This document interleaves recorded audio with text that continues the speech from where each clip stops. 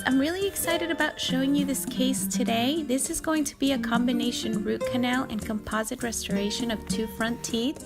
We're going to fast forward through the root canal. You won't really get to see a lot of that, but we're mostly going to focus on the restoration process.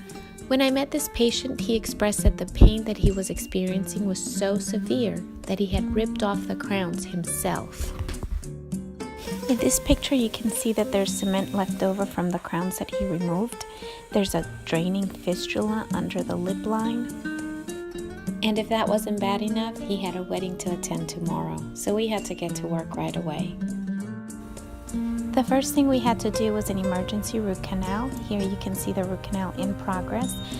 There's the file that's been inserted into the canal. This radiolucency is the classic presentation of a patient that comes in with an infected tooth and usually a fistula. Here's an inverted image. It helps you see a little bit clearer. So we're skipping the images from the actual root canal, but that will be featured in a different video. What you're seeing here is etchant being applied to the tooth. This is going to help us prepare the tooth and make sure there's no debris so that we can obtain a good bond. After a few seconds of sitting on the tooth, we're just going to rinse it off with water and make sure that it's all been removed. Once the area is isolated, here I'm using cotton rolls and a stream of suction. I'm going to apply a light layer of dental bonding adhesive.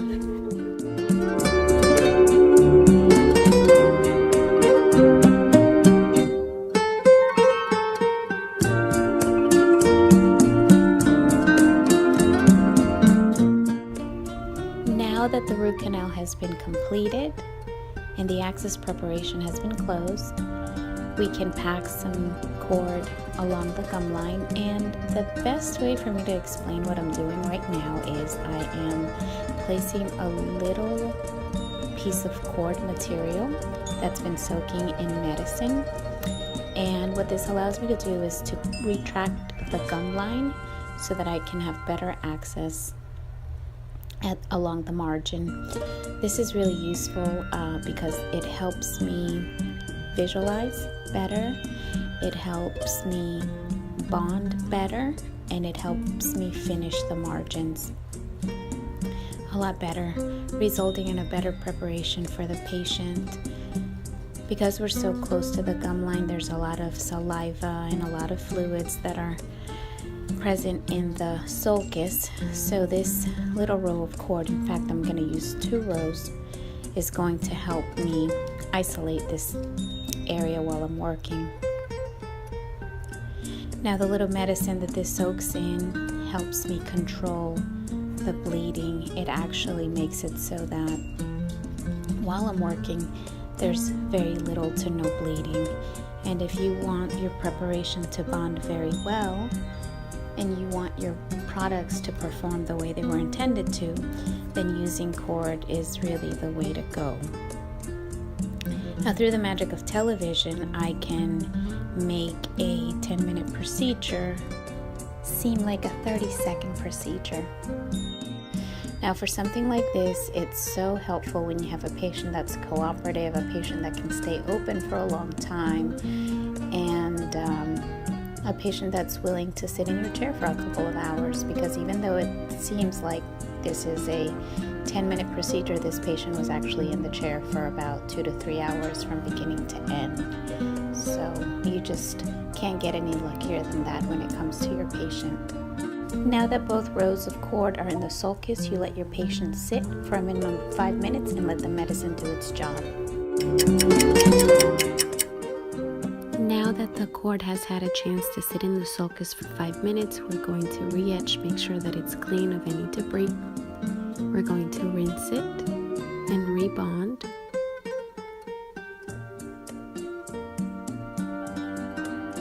And through a series of incremental steps, we're going to add composite resin to build up the tooth. Now the patient understands that this is no substitution for a ceramic crown that is being made in the lab. The plan is to do that at another visit. Our goal today was to address the infection, start the root canal, get him out of pain, eliminate the infection, and give him something that he can smile with when he attends the wedding tomorrow.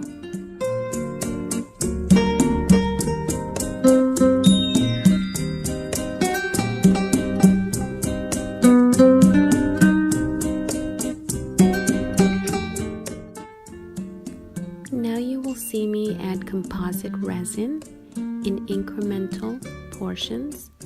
We're going to add and gently contour, try to restore the natural anatomy of the tooth. You're going to see my assistant use a curing light to activate the polymers in the composite, turning it from a paste to a solid. In order to restore the natural anatomy of the tooth, you're going to see me use dental instruments and my fingertips to carve and shape the composite. What's nice about this composite is that it is naturally creamy and moldable. You have a few minutes of working time, and once you've achieved the consistency and the form that you desire, you use a curing light that turns it into a solid.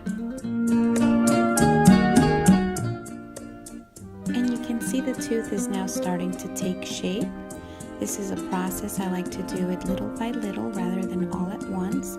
It just helps me visualize the tooth, and it helps me see where I'm deficient, where I'm lacking, and where I need to add.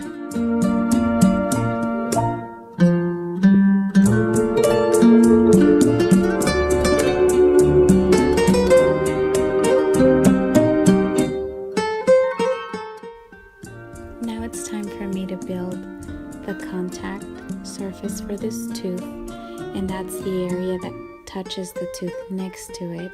Because this material bonds to surfaces easily, I have to use a mylar strip that's going to keep the material from one tooth.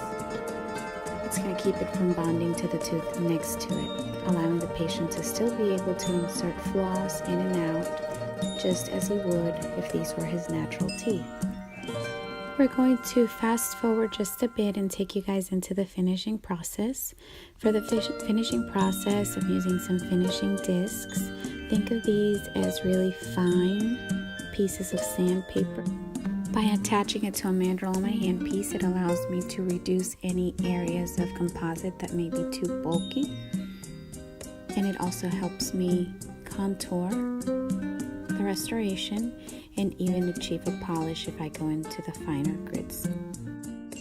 Once that finishing process is done, it's really important to remove the packing cord. Now, it is possible to skip this step if you forget, if you're not being careful or thoughtful, causing a lot of pain and a lot of inflammation for the patient and many other problems. So remember always to pull out your cord at the end and make sure that if you put in 2 rows of cord, 2 rows come out. So always count your cord at the end to make sure that you've accounted for all the pieces that were inserted. Now here's my patient with the finished product. He was very, very happy. I hope you enjoyed watching this video. Please leave your comments and subscribe to the channel so you can be notified when we post more videos. And thanks for watching.